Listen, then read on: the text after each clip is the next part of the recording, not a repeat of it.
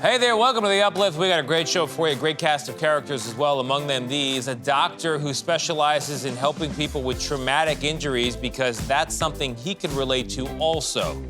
And a man so dedicated to his job, he walks 2 hours to get there every single day, and the community who rallied behind him.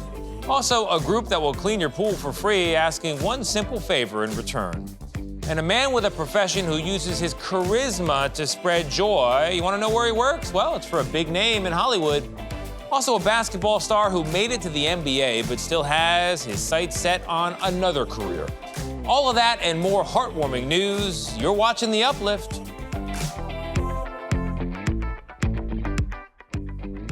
Hey there, I'm Tony DeCopel. This is The Uplift, the show that lifts you up for at least the next 30 minutes. You, and I like to say me as well, and we're going to begin here, a doctor dedicated to helping others with catastrophic injuries because he knows exactly what they're going through. Here's Mark Strassman. Squeeze my hand for me. Squeeze in, squeeze in. Good. In a world of noisy naysayers, Woody Morgan represents possibility.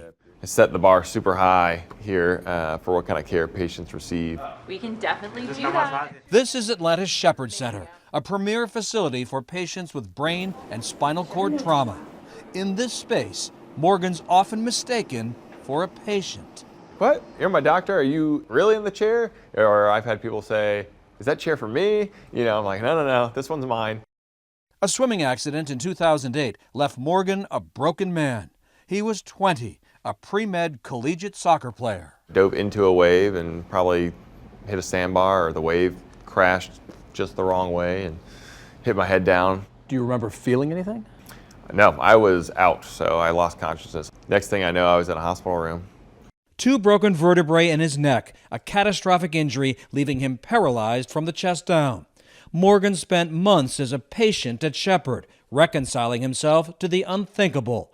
This athlete would never walk again. Early on, it was rough. And was it hard for you to wrap your head around that? I would say it's certainly a good year or two before,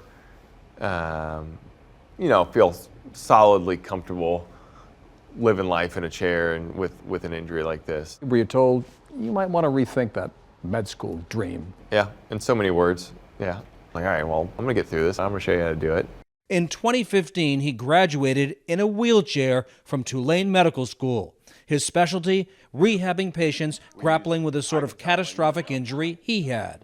We use this to put the pads on specific muscles. In 2023, then 35 years old, he returned to Shepherd. Over the years, I must have seen hundreds of patients. He's the only one that we have gotten to come back as a doctor. Dr. John Lynn, Shepherd's director of spinal cord medicine, remembers treating Morgan 16 years ago. Did you feel in your gut that he would actually go to medical school? I didn't think so. Mostly because I have heard so many people said they were going to do it and they never make it there.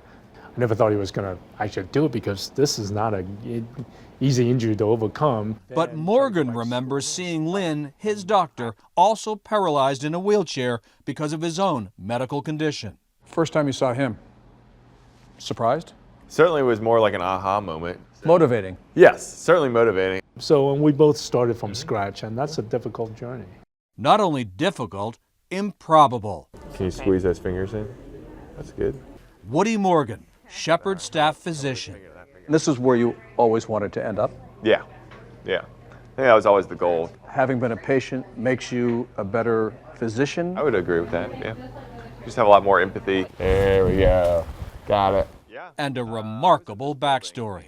I think it shows you that life is not over. People can get back to driving, people can get back to working, people can get back to being parents and raising kids. Woody Morgan, wheelchair and all, proof that no dream is broken beyond repair. It's a lovely piece, Mark. Thank you. Steve Hartman recently met a man so dedicated to his job, he walks 5 miles every day just to get there. Then a local group decided to become dedicated to him. In Cabot, Arkansas, just as the sun begins to set over the local Walmart, store janitor Bill Majalewski begins walking to work for his overnight shift. He will trek 5 miles, 2 hours, in any weather. Pouring rain, you're walking 2 hours each way. Yeah, I don't call out. I want to work. He's gonna go to work no matter what. Snow? Snow, I picked him up at 9 degrees the other morning. Let's go. A couple years ago, Christy Conrad saw Bill out walking and offered him a ride. She got to know him, learned about his daunting daily commute, and how he's also legally blind. So she began driving him whenever she could. At least, that's how it started. Why did you feel the need to do more? I can't be always there, you know? So what was your plan? Mr. Bill's Village. Mr. Bill's Village is a Facebook group Christy started a couple months ago. She was hoping to find just a few volunteers to keep an eye out for Bill when he's walking.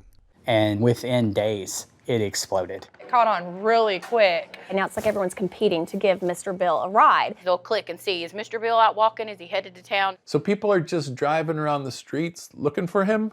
Pretty much. Just like where's Waldo, but where's Mr. Bill? Yeah. It's nice to see. Today, the group has 1,500 members. In fact, here comes one now. Hey, Mr. Bill, do you need a ride to Walmart? Oh, certainly. All right, come on, hop on in. You always get picked up now. Pretty much, yeah. And it's always somebody different. It's never the same person from one day to the next. That's amazing. There's a lot of good people in this world, all over the place, you know. And on that note, here's one more good person. I'm pretty good. Chris Puckett is a car dealer. He wanted to give Bill a vehicle. I wasn't aware that you couldn't drive. But since Bill can't drive, I'm legally blind. I got you.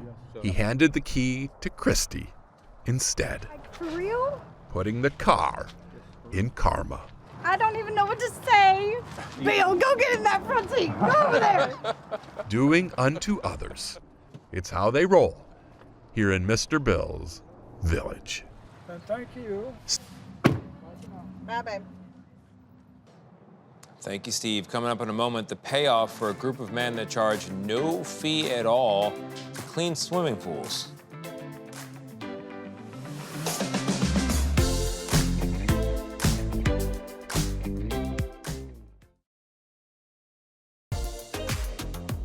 There's a group of guys in California that offer to clean people's pools for no money at all, zip, zilch, zero, because they get paid in another way. It's a unique one. Here's Carter Evans. An empty swimming pool in Southern California is about as close as it gets to a personal skate park. But before these guys grind, they clean the grime. So you actually come in and do the work? Yes. At your age? Yeah.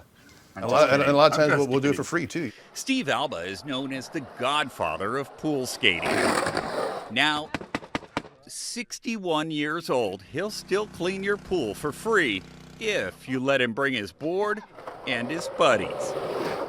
Fellow senior skater Ozzy Osbourne scans satellite images for squalid swimming pools, then does a door knock. They oftentimes don't quite understand. You want to do what in the pool? And to be honest with you, it started as kind of a joke. To be honest with you, to see if it would actually work. And it did? And it did work. Decades later, they've perfected their pitch, which includes signing a liability waiver. Oh! Marlin. And many homeowners are thrilled to get rid of the eyesore. What was your pool like? A third filled with a bunch of green slop because it was a duck pond. But the skaters saw something different. What makes a good pool? Yeah. The shape of the pool is one criteria. The surface of the pool, the plaster. The best pools to skateboard in are the pools that were made from 1950 to, say, 1977. Yeah. That 27-year window is just prime for us. What's up here? This is a filter box. A filter box, which we call the death box, because if you actually go into it on the way down, you die. So you don't want to fall on that. So that's why we call it the death box. But the death box is daunting. Just try to stay low and keep your knees bent and keep on your toes. But let's be real.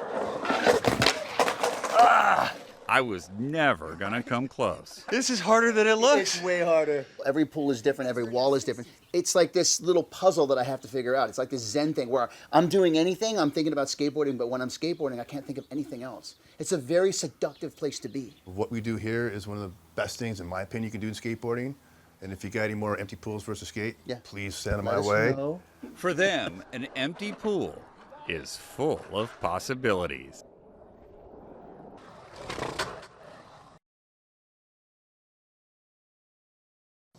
All right, we're going to turn now to a woman who says that most people do not believe her when she tells them what she does. She is committed to prove them that she is up to the task. Here's CBS Bay Area's Sean Chitnis.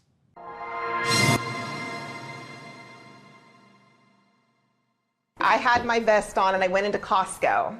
And some guy walks over and goes, "Oh, you must be a crosswalk guard." And I said, "No, I build homes." Adria Valatica started in that line of work at a young age. Her father was an electrician and brought her along on jobs when she was growing up. Today, she represents the 11% of women who work in construction. This division of the Bay Area, I am the only woman superintendent here. So that's pretty cool. She's been in that role for about 10 years and had to prove to plenty of men that she's up for the job. Transitioning from the customer service side of construction, she loves to oversee one house after the other, getting ready for someone to move in. Adria wants people to imagine more women doing work like this, not limited to the sales and marketing jobs in the business. It is so rewarding for my kids to drive through a community and say, Mom built those homes. That's cool. As a superintendent, her day is filled with inspections, making sure they are meeting all city requirements at each stage of the building process. Adria says she had to work harder and be better to earn her spot in the industry, being detail-oriented and a multitasker, which she hopes helps more women to join her in construction. This is not something that you have to be a male to do. She says a lot of women already have the mindset and the skills to do the work, but don't realize they could be a part of this industry, where there is a common goal so many would enjoy achieving together. And the end result is you're building a dream. Yeah, I'm into it. That's a great piece. All right, coming up in a moment, another great piece. A man whose job is, and I mean this literally, to spread joy. Where does he work? Well, he's got a microphone. I'll give you another hint. It's for a big name that you can watch here on CBS. Guesses, stick around. You'll find out. It takes a lot of work to be a service dog. They need a lot of training before they begin their careers as helpers. And there's an organization in Pennsylvania that is pairing those trainees with people who can benefit from the help. That's a good thing. Here's CBS Pittsburgh's Kim Gables. Richard Hawkins is among the ranks of Western PA's honorable community of veterans. He served in Vietnam. And his trusted new friend, Tri, well, he's among the animals here at the new location of Vet Pets of southwestern Pennsylvania. He's here to serve Richard. It's the final phase of training for his certification as a service dog. We got Tri from New Hope Assistance Dogs. They train their dogs in correctional facilities, and then they give their dogs to someone like Richard. Omar Brooks served in Iraq, finding purpose and mission in saving and training dogs when he returned from battle. It's a commitment, 18 to 24 months before they're ready to fully report to duty. Ours is a longer process. It's a more bonding process. So we say follow us on this journey. It's not going to be easy, but weekly you're going to see a bonding like no other dog team. And the therapeutic benefits are invaluable to vets and first responders, combating invisible traumas like PTSD, depression, and anxiety. It's often difficult for vets like Richard to talk about the scars. Good boy. But the gratitude, well, he expresses that with enthusiasm. The help that these two people have given, not just to me, but probably to the community, at least to the veteran community, has been outstanding. I don't have any way to put it in words. There's also emotional support with therapy, counseling, and social activities, turning these brave soldiers into wellness warriors. Seeing the bond that all the veterans have with each other is, we're a family. So every part of Vet Pets has really impacted my life in the most positive way. My goal right now is just keep helping these people out because they've helped me so much. It's been unreal. And there are up-and-comers among the troops, like little Anchor here. This adorable pup will soon have a battle buddy of his own, and a bond like Richard and Tri. It's just a matter of getting me trained. Yeah. Thank you, Kim. All right, Joey Cola, he is known for spreading joy. In fact, spreading joy is kind of his job. How does he do it? CBS New York's Steve Overmeyer has the answer. Are you ready? This is the conductor of Joy. All right, here we go. Meet Joey Cola, the warm-up specialist for the Drew Barrymore show. She is a white light of positive energy and love. When you're put next to somebody who has such a bright light and you could feed off it, then it's a blessing. His infectious energy has been lighting up TV screens for 3 decades. So this is going to be loud applause, this is going to be laughter, and we're going to go, later on. Behind the scenes, you find out the real secret sauce to Drew's show is her and Ross's personal relationship with the audience. I always say I could be a weight detective because every time I lose it, I find it again. Hi, Jane and Anna. They create a genuine connection, which leads to natural reactions. Joey just amplifies it. Well, it's a blessing more than a miracle that we find magic in every single audience. It sounds like your interaction with the public means something to you. It does. All we have is each other. What are you going to do with your time? Am I going to be mad or worried about something that doesn't really matter? Or am I going to make a connection to other human beings like you? Look at you. Such a pundam you have. I'm not even Jewish, and I said that. As a lifelong comedian, he is a master of timing. Joey helps guide the audience with an expert's touch. On this episode, you can almost smell what the Drew is cooking. Why do I feel so good now? Please welcome. Dwayne "The Rock" Johnson's arrival electrifies the room. When Hollywood royalty meets a wrestling legend, magic. Amidst the fanfare, one man stands at the heart of it all, orchestrating the symphony of emotions and guiding the audience through an unforgettable encounter. This is where I live back here, and I keep my stuff here, but I wrote down, always find light, magic, and love. And I showed that to Drew, and this is what she did. She wrote, I love you, Drew, right there. In a world where entertainment reigns supreme, Joey Cola stands as a beacon of warmth, a master of his craft. For him, the show must always go on, with a smile, a laugh, and a little bit of magic. Joey, you are terrific at that job. I cannot wait to appear again. I don't only get laughs because you make them laugh. I mean that. All right, if you play basketball, what more could you want than to make the NBA? Well, coming up, we're going to introduce you to a Nets player who has his sights set on another career.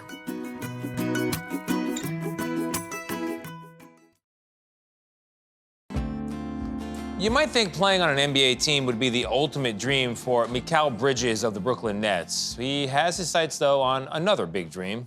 Here's Caitlin O'Kane with his story. For most basketball players, making it to the NBA is the ultimate dream. But Brooklyn Nets star Mikal Bridges has another dream as well. My other dream was being a second grade teacher. I think just helping kids has always been a big thing of mine. Why second grade? Because I loved second grade when I was young. I feel like that was one of the years I really remember, and just having a great year at a great teacher named Miss Porter, and I just feel like I always loved second grade.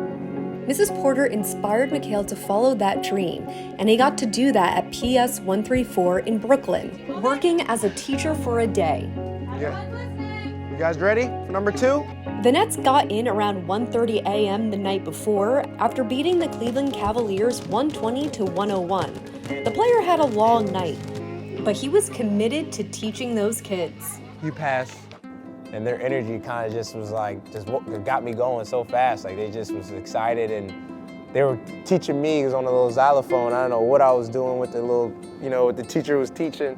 The kids next to me was like pointing at the board, like, follow that, follow that. I'm like, oh, and I was like, okay, that makes sense, so.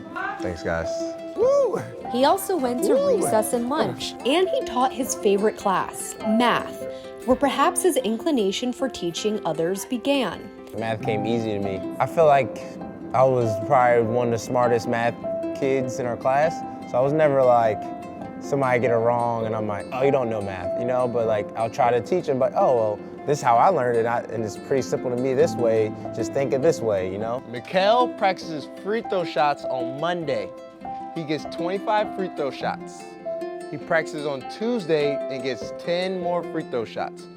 How many free throw shots did he get on Tuesday?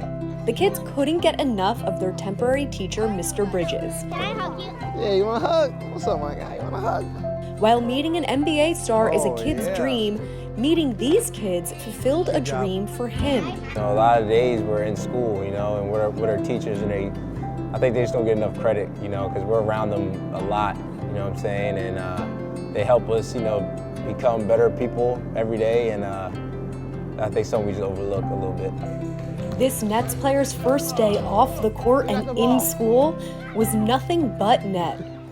Caitlin O'Kane, CBS News. Thank you, Caitlin. Bat and clean up for us today, because that is our show. I hope it brightened your day. I hope it lifted you up. I'm confident it did. If for some reason it didn't, reruns, they're free. I'm gonna go find some good news.